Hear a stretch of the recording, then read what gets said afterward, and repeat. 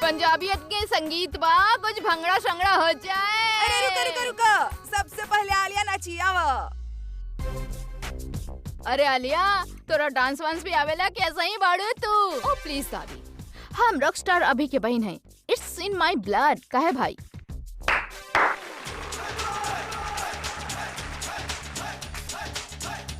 और वैसे भी दादी, डांस में हम इतना प्राइज जीतले बानी की that no one can beat me. बाकी हमनी के प्रज्ञा तो डांस में प्राइज भी जीतले बाड़ी और दिल भी जीतले बाड़ी।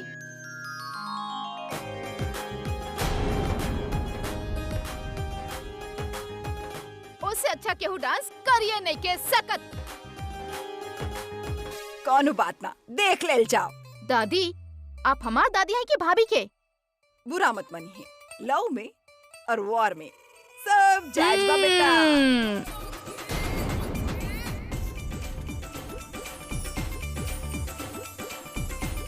चली देखल जाओ कि केकर पैर कितना थिरका था।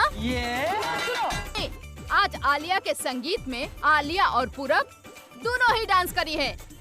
आओ जी आओ पूरब, बाबा उठ के। और भाई दिखा दा जोर। आजा बेटा आजा। कम ऑन पूरब, रॉक द फ्लो। तो चला जी दिखल जाए। आजा बेटा आजा आजा।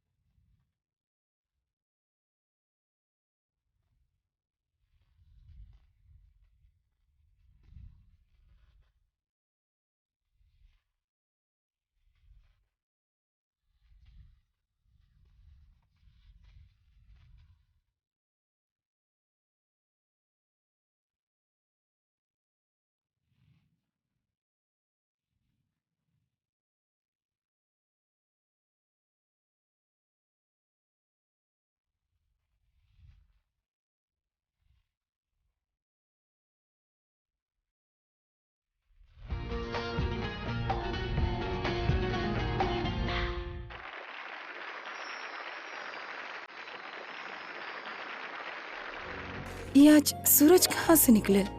वहीं से निकल जहाँ से निकले ये चाहत रहे।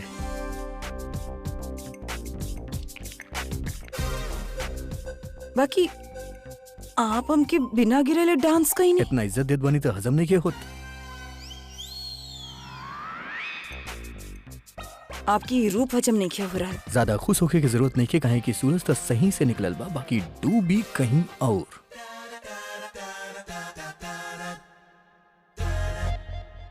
चलो अभी के साथ तो हमनी के प्रज्ञा के भी डांस करे सिखा देलक।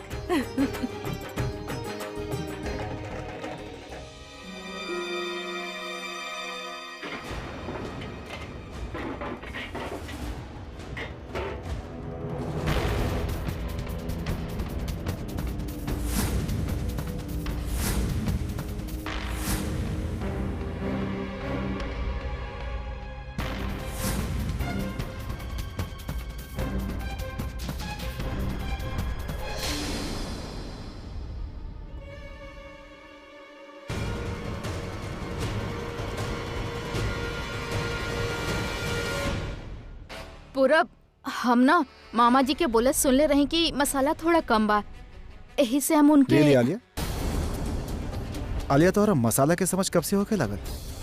स्वीटहार्ट, हम तो। आलिया प्लीज,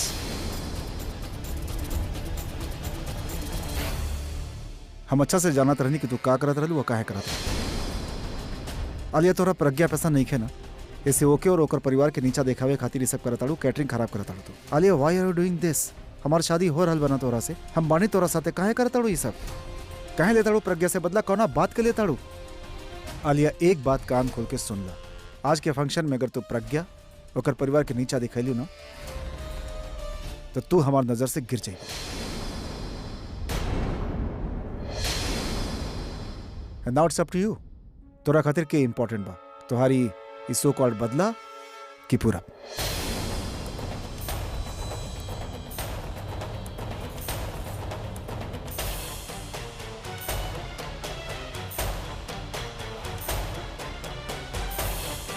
आज के फंक्शन में अगर तू प्रज्ञा ओकर परिवार के नीचा दिखैलू ना तो तू हमार नजर से गिर जाएगी। And now it's up to you, तोरा खातिर के इंपॉर्टेंट बा, तुम्हारी इस सो कॉल्ड बदला कि पूरा?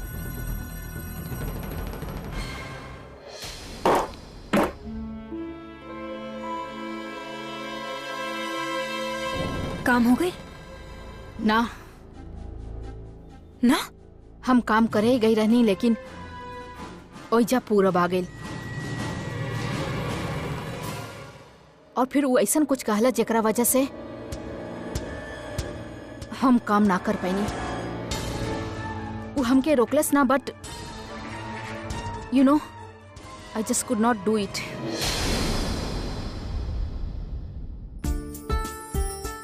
Excuse me everyone. So guys, it's time for couple dance. अभी एगो आइडिया बा, का एक कपल डांस के ना, make it couple exchange dance. Brilliant idea बड़ी। There slightly change. अभी वो लोग उहे रही हैं, जगह उहे रही, लेकिन जोड़ी जेबा वो बदलत रही। So guys, it's time for couple exchange dance. Come on guys, on the floor. Come on, come on, come on. आप ऐसा कैसे कर सकत पानी? आप क्यों और के साथ हमके डांस करे खातिर कैसे बोल सकत पानी? हम कले रनी ना तरह से क्या सूरज कहीं और डूबे वाला बा? चला डूबे के बारी आ गए। Come on, let's go.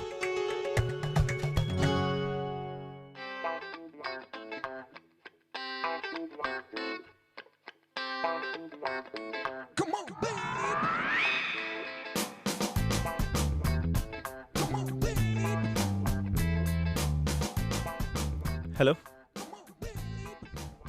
How are you? Good. जी आपके को ऑटोग्राफ मिल सकेला का? श्योर।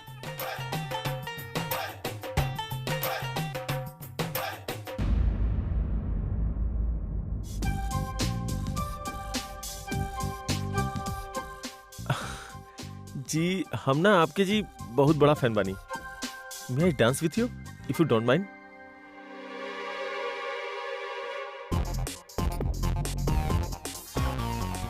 श्योर।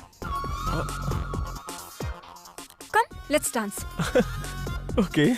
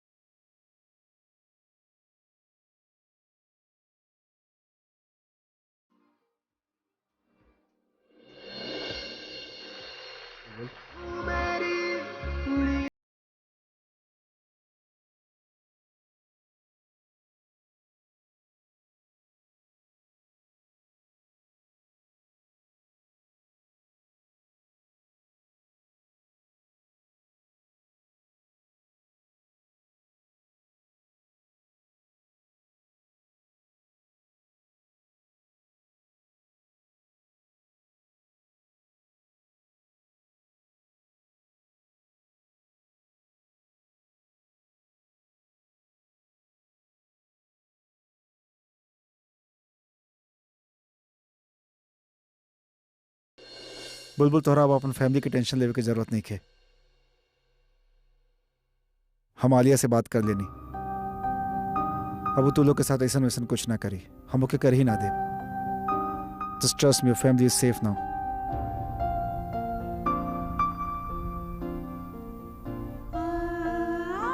Thank you.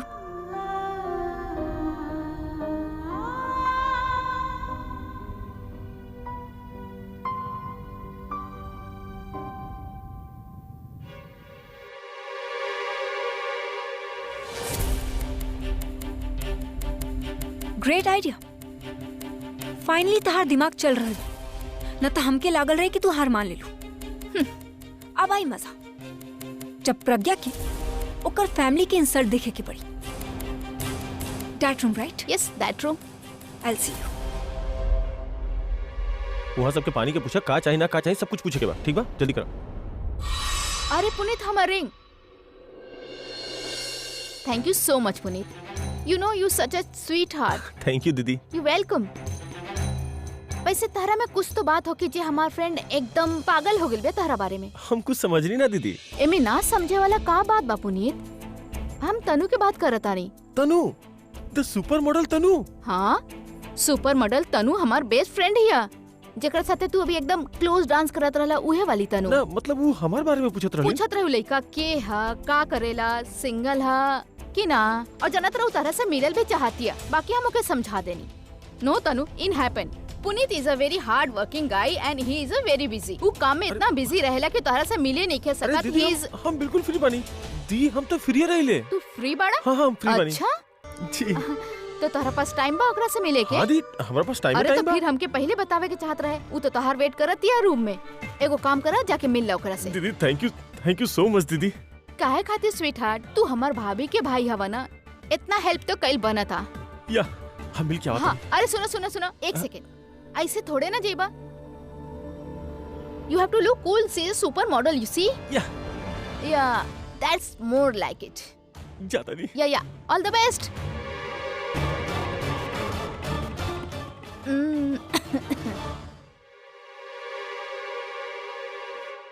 ऐसन का करी कि ओकर पूरी फैमिली के सर झुक जाए।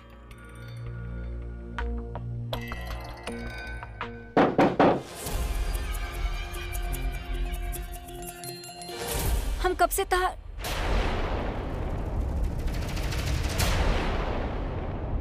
काबिल, तू केहू और क्या एक्सपेक्ट करत रही?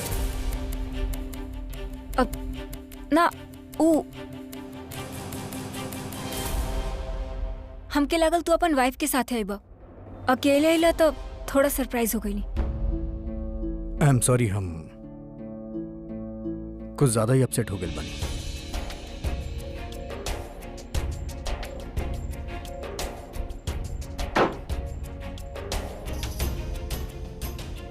का बनो, तू जौन भी बात कैलू ना, उ सीधे हमरा यहाँ लागल। And I am sorry.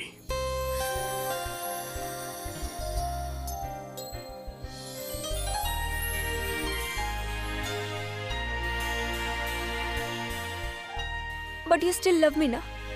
जब हम केहू और के साथ होकेला तो यू गेट जेलस ना? Of course, I love you. But jealous, I am not too sure about. अच्छा, really? Love you. Yes.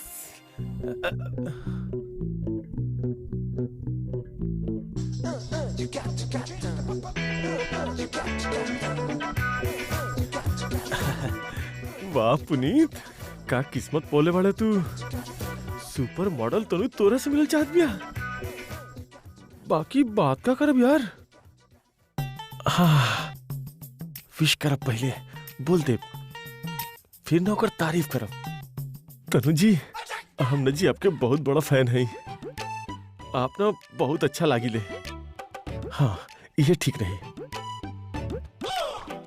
ना ना ना ना, पहले देख लेता नहीं, ये रूम में भी है ना।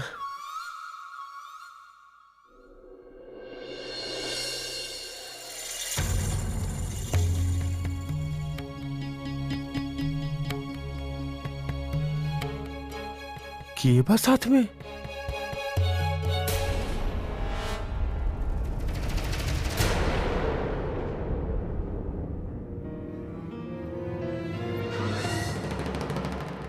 जीजू अब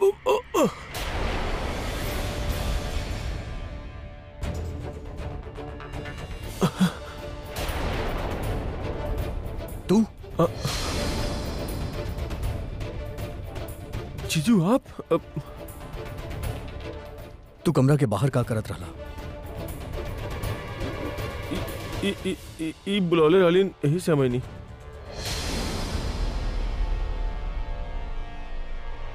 हम? आर यू मैड?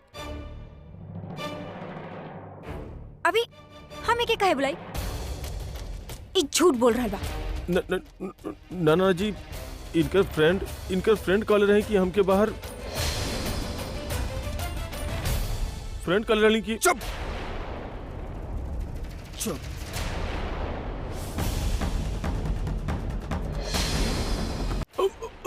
जीजू जीजू शट अप।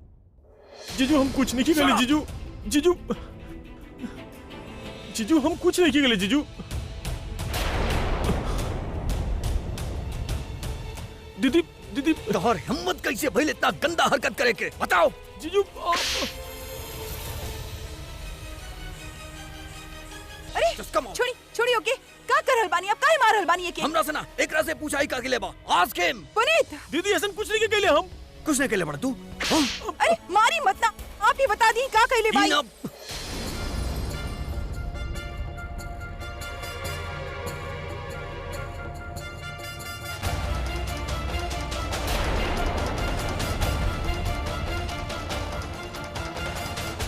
बहुत ही गलत काम कैले बाई।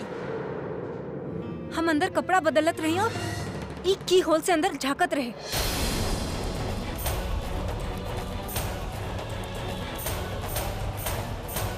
हम तरह के खुद रंगे हाथे पकड़ ले बानी और ये भी बहाना बना रहल बा। दीदी हम ऐसा कुछ नहीं की गले। तू की होल से अंदर ना झाकत रहले?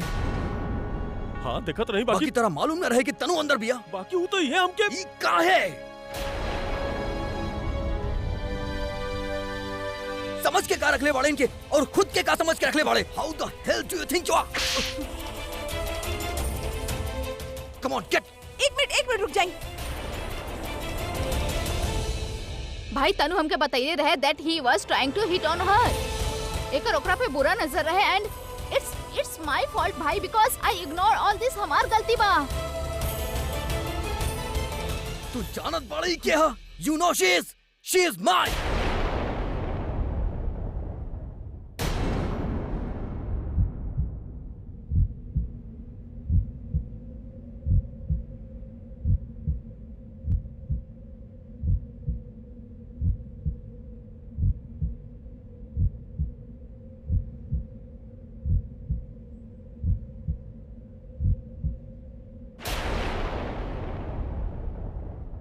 She is my sister's best friend.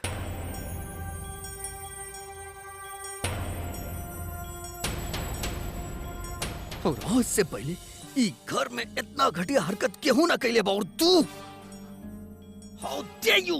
You बस करी दामाद जी। अरे तू मत रोका ओकरा, मत रोका। अरे गलती कैले बा तेकर सजा के मिले के चाहिए। डांस करवा ना तू। मारा बेटा, मारा है कि जितना चाहिए।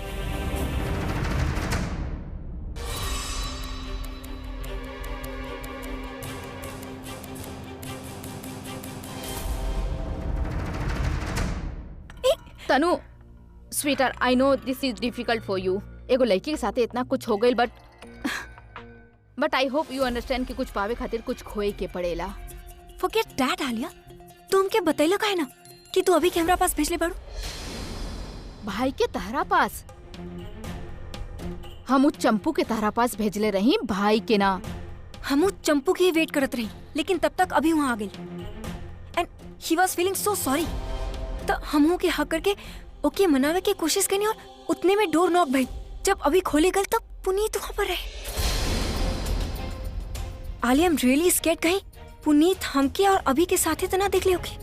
नो relax. We call him Champu for a reason. शायद ना देख ले होगी, काहे कि अगर देख ले होगी तो अब तक वो सबके बता दी ही, राइट? Thank God. ना तो अभी की जगह पूरा फैमिली अभी के सुना रहा लोग। ऐसा कुछ नहीं के होखे वाला। और अब काहे कि हमनी के मौका मिलल बा तो ई मौका पर चौका मारल तो बनता ना। इससे पहले कि सिचुएशन हाथ से निकल जाए, we have to make the most of it. Let's go, come. How shameful Pragya भाभी, का तू शर्मिंदा नहीं खू? ऐसन भाई बा आपके? दिखे में तो इतना शरीफ दिखेला, लेकिन बा इतना छी। आप एकर तारीफ करत रही ना हमार मेहंदी में, का भाई? या फिर यही से तारीफ करत रही काहे कि एकर असलियत पे पर्दा डाले के रहे आपके? बोली भाभी।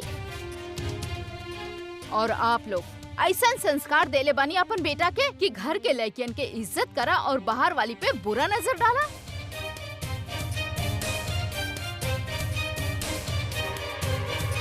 लेकिन दीदी आप Shut तो up! हमके खबरदार जे हमके दीदी कहला था। तहरा जैसा लड़का के वजह से आजकल लड़की अपन घर में भी सेफ नहीं थी। और दादी आप आज कुछ ना कहा बाप। आलिया तू तो चुप ही रहा, अभी तू मत बोला। कहे आज का भाई हमेशा ये मिडिल क्लास लोग के संस्कार के लेक्चर देते रहेला ना आप। दादी आप इतना भोला बानी कि आपके खुद की नजर ना आवेला कि डबल स्टैंडर्ड वाले लोग कैसन होखेले। पहले आप जैसन लोग के अपन साइड में कर लेवे के और ओकरा बाद आपके बेवकूफ बनावे ले। अब तो आपके सामने असलियत आ गई बना दादी। आप लोग के तो पता ना, लेकिन हम एक इतना आसानी से एक जैसे जाए ना देव।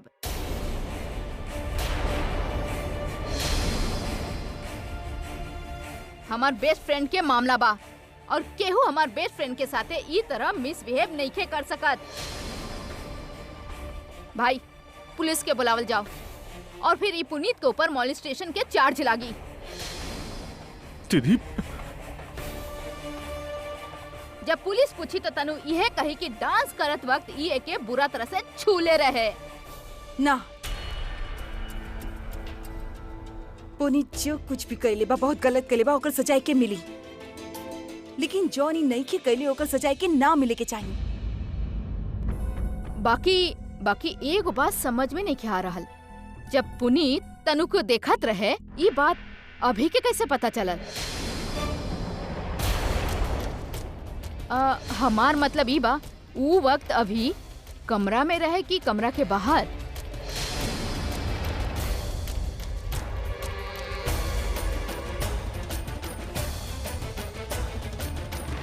इतना हमो ना सोचनी, मतलब ई तनु के साथे ही रहन। अगर माँ के पता चल गए कि तनु के साथ ही रहन, तब फिर बोला ना बेटा, बतावा।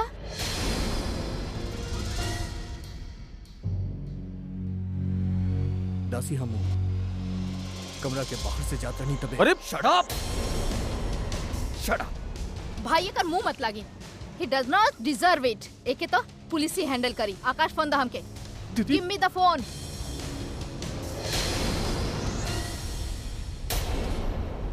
ना आलिया, पुलिस के फोन लगावे के कोनो जरूरत नहीं है। जे कुछ भी भइल बा हमरा साथे भइल बा और हम नहीं के चाहत कि घर के बदनामी होके। अगर यह बात बाहर के लोग के पता चल जाए तो प्रज्ञा के फैमिली के साथे साथे हमनी के फैमिली के भी इंसल्ट होगी। लोग हमनी के फैमिली पर उंगली उठाई और ये दोनों फैमिली एक दूसरे से जुड़ल भी बा और तू इस सब के अपन माने लू। हमनी के पुलिस के न बुलावे के चाहिए आलिया, प्लीज अंडरस्टैंड। अब इससे पहले कि हमारा गुस्सा और बढ़ जाए और हम अपना आप के रोक ना पाई, I am requesting you to leave. अभी बेटा, अभी बात के यहीं रहेगा। पुनीत तू घरे जा।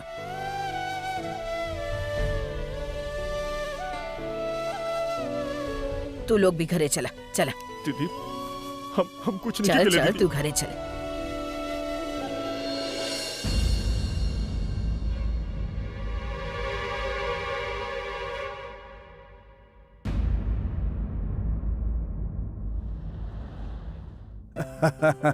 हाँ सही कहा बात तो तूने। सही बात।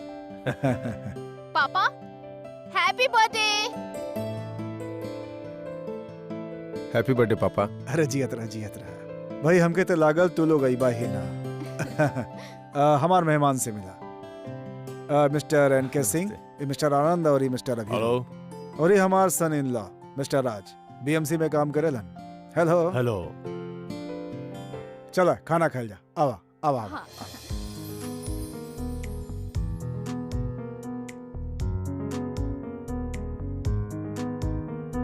और कोठारी साहब आजकल कंस्ट्रक्शन के काम कहाँ चल रहा बा? बस गोरेगांव में एगो जगह ले ले बानी रेसिडेंशियल अपार्टमेंट खातिर, बस वही में बिजी रहिला। ओइजा हमो एगो प्लॉट ले ले बानी लेकिन वो जमीन डिस्प्यूटेड निकलल। अब बात करी ना अपन दामाद से, ये मैटर अंदर ही अंदर सॉल्व कर लिया जाए, यही में हम दोनों के फायदा बा। खाना खाई ना। चली बेटा, हम वो पूछल भुला गए नहीं, वो आलिया के एंगेजमेंट कैसन वो बा? तो अच्छा से हो गई। आप बताइए आपकी तबीयत कैसन बा? डॉक्टर का बोलस? आप पापा हम बताइनी राज के कि आजकल आपकी तबीयत ठीक ना रहेला ना। बेटा तबीयत के का बा, जान पहचान के लोग मिल जालन त ठीक हो जाला। अरे हाँ बेटा, हमके तोहरा कुछ देवे के बा। एक मिनट।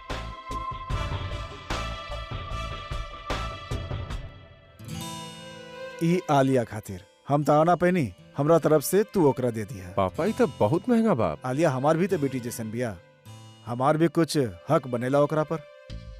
हम एगो फोन करके आवतनी अभी। हाँ हाँ। इतना बड़ा घर में हम तोहर शादी कैनी लेकिन फायदा कुछ ना भइल। अब सिर्फ इतने हो सकेला कि एकर पोस्ट के फायदा उठावल जाए। अगर एक भी परमिशन दिलवा देवे ना, फिर दिखाई कि पैसा कैसे बनाइल जाला। तो पापा ओकरा खातिर हम बानी ना, आप बिल्कुल भी फिकर मत करी, हम राज के मनाई परमिशन खातिर। ओके।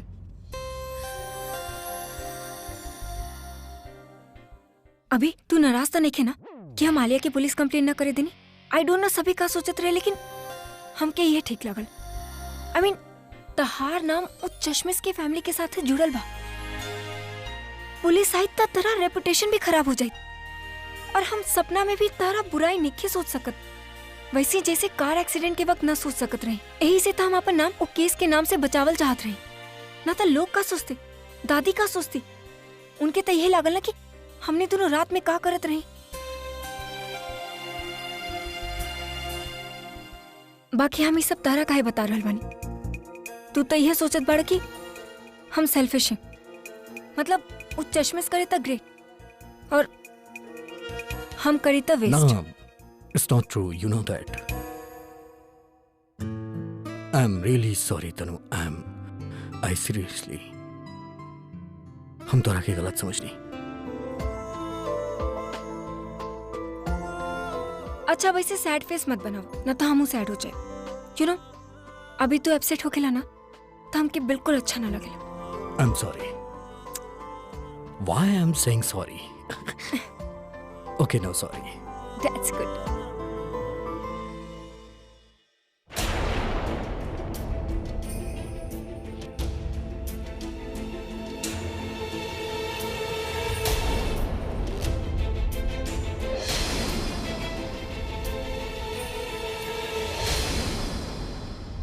हमेशा बीच में आ जाले। Thank you. आज पुलिस कंप्लेन ना करके आप अब हमार फैमिली हम खातिर जॉन कहीं नहीं, अभी खातिर कहीं नहीं, तारा फैमिली खातिर ना। और अभी के सामने अच्छा बने के नाटक मत करो। तू अच्छा हो तू तो तुम्हारी भाई ऐसे ना हो।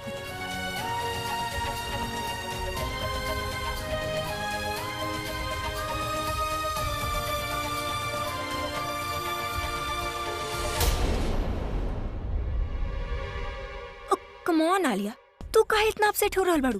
तारा तक खुश होके के चाहिए कि तू जोन तीर चले ले रहो ओके हम अपन निशाना पर भी लगाई। मतलब कि तू प्रज्ञा के फैमिली की इंसल्ट कैलू और उहे में हम अपन काम भी कर लेनी जोन तू हमरा के बतैले रहो। कौन काम? महान बने के काम। तहार फैमिली के रेपुटेशन बचा के हम अभी के नजर में महान बन गई।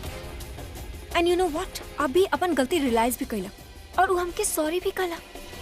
भाई तहरा के सॉरी कहले? यस, जौन जगह हमके चाहत रहे वो हमके वापस मिल गई।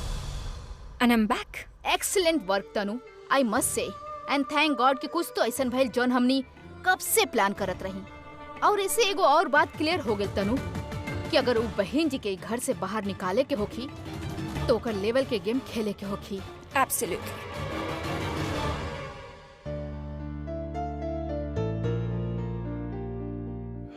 ये पापा के इतना सारा गिफ्ट देवे के का जरूरत रहे? राज, फैमिली के बीच में इस तरह के लेन देन तो चलेला ना। और तारा अगर इतना बुरा लगा था ना राज, तो तू बदला में उनके कुछ दे दा। हमार मतलब बा वो परमिशन दे देना जोन पापा इतना दिन से मांग रहल बाड़े। उनकर भी भला हो जाए और हमार भी। लेकिन तू काहे सोचबा? हमके पता बा तू ऐसा कुछ नहीं के करे वाला, काहे कि हमसे ज्यादा तारा के अपन वसूल प्यारा बा। देखा मिताली, का देखी? तू कुछ ना बोले, सिर्फ हमार सुना। राज, किस्मत तारा पे मेहरबान बता, तू कुछ इनिशिएटिव ला ना। राज, हम तारा से कहा था नहीं अगर ये बार तू पापा के बात ना मन मना तो हम भगवान कसम खा के कहता नहीं हम बच्चा के साथ जहर खा ले। क्या कि ऐसा जिंदगी से तो मौत भला बा। और ये हम ऐसे नहीं के बोलत, हम सच करके रहब राज।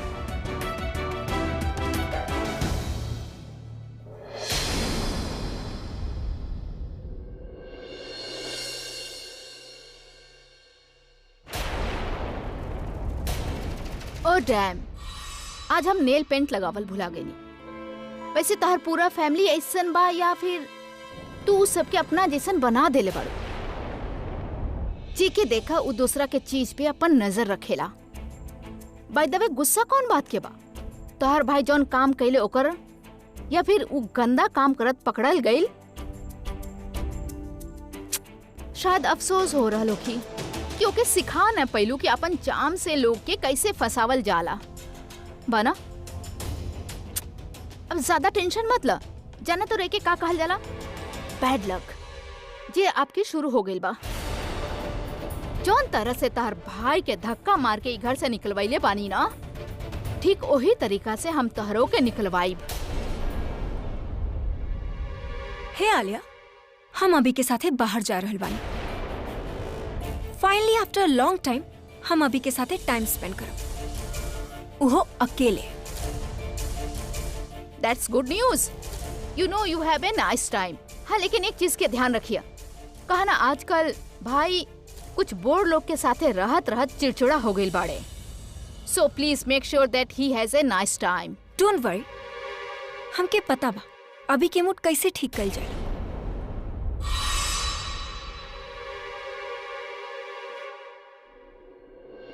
Excuse me. Sure. लुक तनु, तू और भाई एक कमरा में रहू, ये आज केहू के पता ना चलल। किस्मत अच्छा रहे से पकड़ल ना गईलू, लेकिन प्लीज आई रिक्वेस्ट यू कि आगे से ध्यान रखा। जब तक हमार शादी नहीं के हो जात, मेंटेन द डिस्टेंस। आगे से ध्यान रखे कि केहू के ई बार में पता ना चले। ओके, have a good time.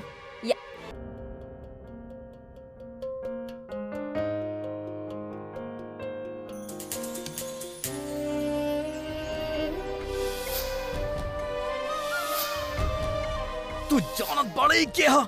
You know she is mine. माँ, दवाई ले ली।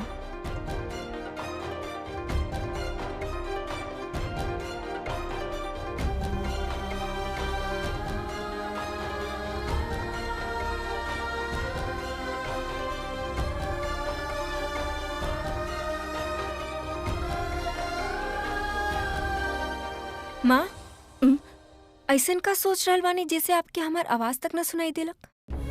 कुछ ना, बस ऐसे ही। वो घर में पुनीत के लेके जे कुछ भी भइल, आप ओकरे बारे में सोच रहल बानी ना? पुनीत के साथे जे भइल अच्छा ना भइल। अभी ओके कितना मरलक, ठीक कैलक। अभी के जगह केहू और होके ना उहो इहे करित। लेकिन पता ना काहे हमके एगो बात के लेके बड़ी चिंता हो रहल बा। कैसन बात ना? हमके समझ में ना आवे कि ई तनु के अभिषेक के घर से का रिश्ता बा। जब देखा उनकर घर में पड़ल रहेले, जब देखा उनका आसपास ही मंडरात रहेले, और वो जौन तरीका से अभी के देखे ले ना, हमके जरा ना अच्छा लागे। गुस्सा आवेला हमके। और तो के पता बा बुलबुल, आज हम खुद देखनी अभी भी ओके वैसे ही देखत रहे जैसे तनु ओके देखेले। हमके हमके बड़ी घबराहट हो रहल बा, बहुत चिंता हो रहल बा हमके। माँ आपके ना बहाना चाहिए बीपी बढ़ावे के। हम माँ तनु आलिया की बेस्ट फ्रेंड है। जीजू भी तो ओके अच्छा से जाने ले। माँ यही से उस सब फंक्शन भी अटेंड करेले घर के। और आप बानी की वैसे हमके पूर्वी बतेलक ऐसा आप कुछ देखनी जैसे आप बहुत खुश भी भइल रही है ना। ती खुश भी है ना, तो आप कहे इस सब के बारे में सोच रहल बानी माँ। माँ चलिए अब चुपचाप दवाई ले ली, नहीं तो हम दी के फोन करके सब शिकायत कर दे। थप्पड़ लगाई हम तो के अगर तू प्रज्ञा के जरा भी तंग कई लेता। ला दवाई दे, हम खाद बानी।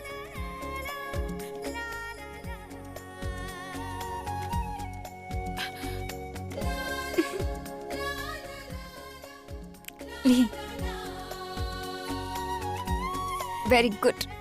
ई सुन, ई वहाँ रख दे। अभी भी दी के साथ में लेके सुतीला। खुद में तो के उठाइले बानी, जब देखा प्रज्ञा दीदी से जलत रहेले। चलिए अब सुती। अच्छा सुतत बानी बाबा। बहाना चाहिए।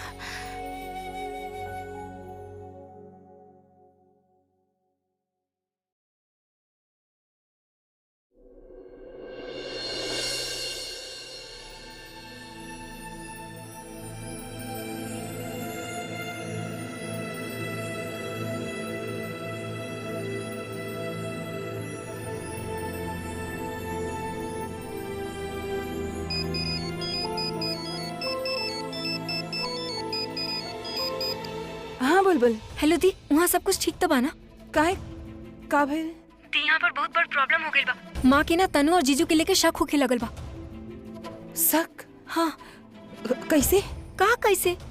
दी तू बहुत अच्छा से जाने ले। माँ हमने के शक्ल देख के हमने के मन में का चल रहा बा सब कुछ जाने ले। तो ये कैसे पता न चली? अगर ये सब कुछ ऐसे ही चलत रहा ना तो आलिया के शादी तक माँ सब कुछ जान जाए। दी तू कुछ कर ना, प्लीज कुछ कर तू। हाँ कुछ कर बानी, तू टेंशन मत ला। बाय। हमार मतलब ई बा कि उस समय अभी कमरा में रहे कि कमरा के बाहर।